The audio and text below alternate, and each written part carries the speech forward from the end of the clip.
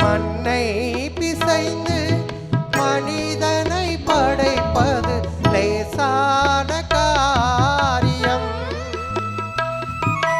மண்ணை பிசைந்து மனிதனை படைப்பது லேசான காரியம்.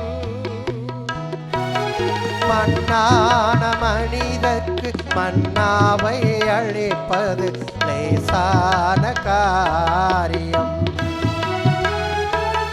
மண்ணான மனிதர்க்கு மன்னாவை அளிப்பது லேசான காரியம்.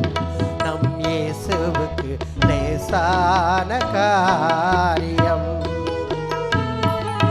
லேசான காரியம்.